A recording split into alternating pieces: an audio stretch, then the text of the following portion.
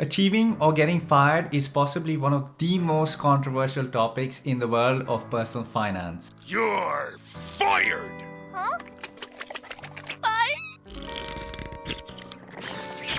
No, I'm not referring to that kind of fired. I'm actually referring to the financial independence retire early movement or the FIRE movement. So most recently on YouTube, I've had a fair number of videos come up about why people actually hate the FIRE movement and what's actually wrong with the FIRE movement. Now, personally, I am a strong believer in the FIRE movement and I am honestly working towards achieving financial independence myself.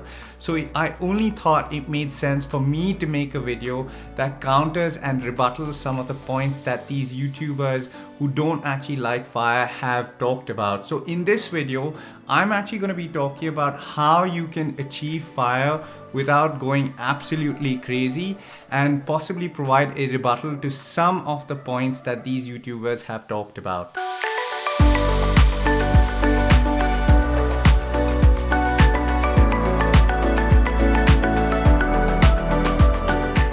Hello and welcome to The Nimble Nomad. My name is Arjun and this is the channel where we talk about money and investing. So the FIRE movement or the financial independence retire early movement definitely dates back quite a while back, all the way to the 90s and possibly a little bit early.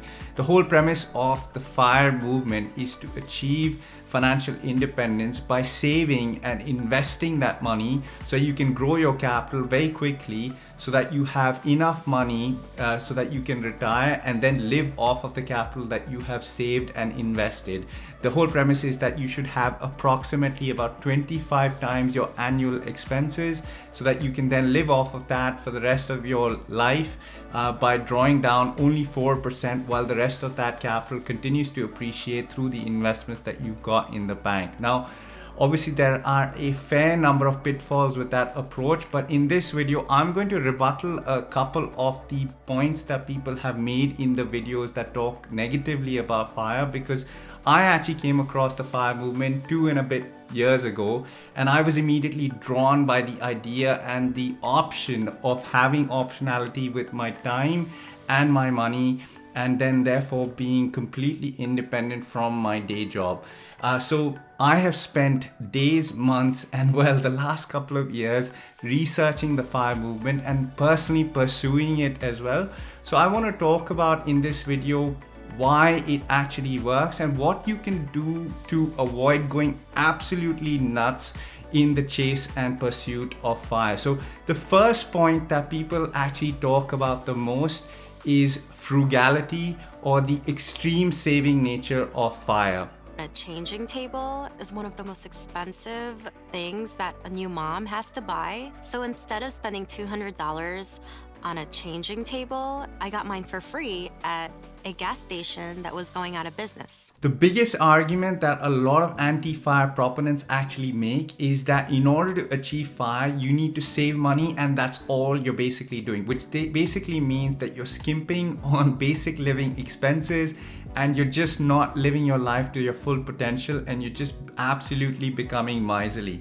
Now, the point is that's a very extreme version, and yes, there are some people who live like complete misers, as I've shown in an example just now, but that's not what FIRE preaches. What FIRE preaches is basically to live your life with purpose and prioritize the things that make you happy and spending money on those things that make you happy. So to give you an example, Mr. Money Mustache, who is basically kind of the godfather of this mass FIRE movement, and he has a blog. But really, now don't put this on Twitter, but I don't really give that much of a about your personal finances. He basically, in one of his blog posts, talks about how his wife loves to spend money on CrossFit, and the CrossFit gym membership was not cheap. It cost about $150.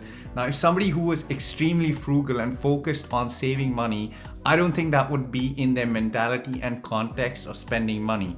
But the point that he's making in that blog post is that CrossFit gym membership was really important to his wife and her happiness and mental well-being. So they were okay with spending that money. So I've done a very similar exercise in my own personal pursuit of FIRE, which was to make a list of the top 5 things that make me absolutely happy. And it can be 5, 10, whatever it is for yourself.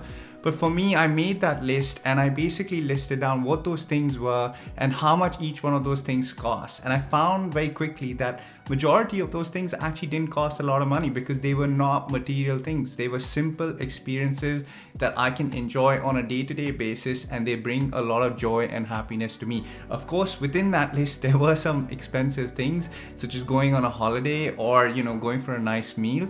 But, those things make me happy. So I often now, after having done that exercise, I'm actually able to prioritize the things that make me happy, which are the experiences that bring joy to me personally. So if you do that exercise yourself, you're not then going out on a whim and spending money at every second chance to go and buy that new watch or a new pair of shoes or whatever it is that makes you, temporarily happy, as opposed to the real happiness that you would have gotten based on that list that you would have done. I've always been really cheap, and it's just kind of been something that I have always done.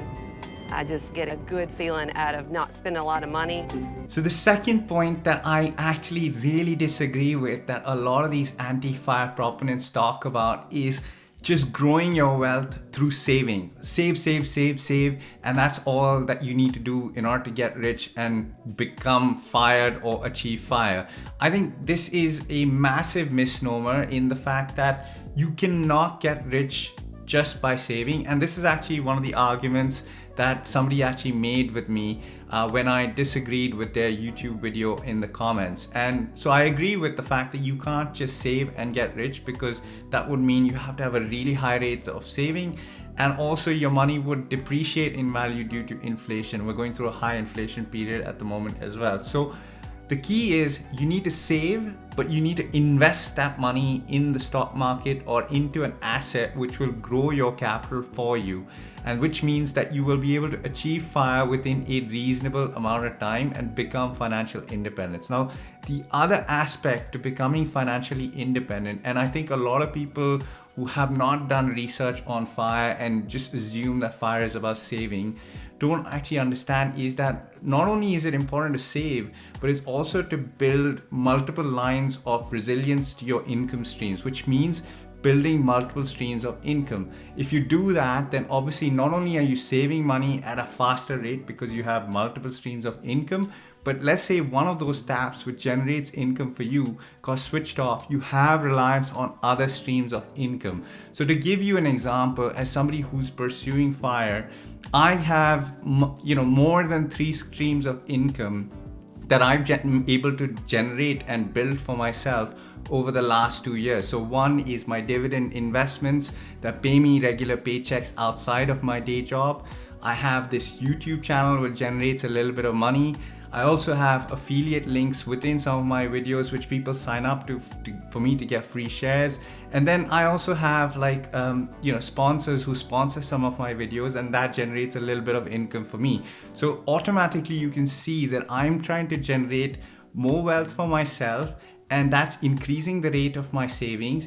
And I'm also, at the same time, I've got resilience in the streams of income that I've generated. So I think this is where I think it's really important to get context of what are the mechanisms for you to save money, and also what are the mechanisms for you to generate that money which you can save for yourself as well. So the final point that I really want to disagree with is about how if you are on the path to FIRE, or if you're trying to achieve FIRE, you are basically trading away some of the best years of your life, which is your youth, in order to become financially independent, and you're not actually going to be enjoying your life in doing that. I think this is probably one of the worst and most broad stroke statements to make. So as I said earlier in the video, I think the main purpose of FIRE is to live your life with purpose, which means you prioritize the things that make you happy by listing out what it is that makes you happy. I mean, to be honest, it's not like every single thing that you spend your money on, or every aspect of going out and spending money or buying things will make you happy. Some will bring you temporary joy, and others will give you long-term lasting memories that give you a lot of joy and thought from it. So to give you an example, I think if you want to let's say you have an interest in which you want to buy a really expensive camera. So let's say you enjoy photography and you want to spend, I don't know, £1,000 on it. I think the key thing here is it's important that you obviously purchase it because it brings you happiness. But the approach that you could adopt is to possibly save the amount of money in cash before you purchase it. So that way you are not buying it before you've actually got the money to spend.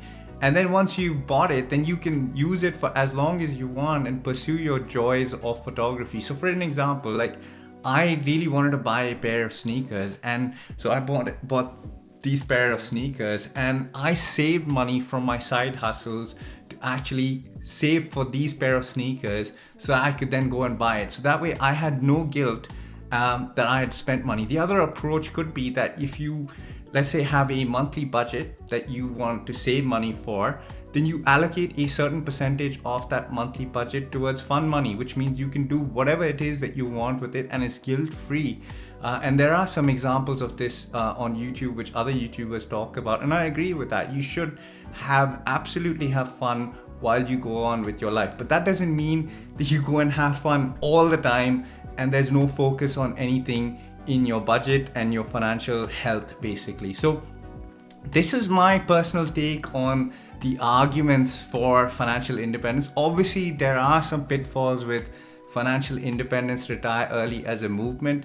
Definitely, it's not all rosy and happiness, but I think the key principle is that if it is not making you happy as an individual to pursue FIRE and you're getting bogged down by some of these, restrictions in your life, then by all means, it doesn't mean you have to follow FIRE. I mean, there must be other ways of achieving it or other ways of ensuring that you are financially sound and in a good place. I think the most important thing is your mental health and well-being and happiness. So that's all I wanted to talk about in this video. I hope it helped you out. If it did, please smash that like button and don't forget to subscribe, and I shall see you in the next video. Goodbye.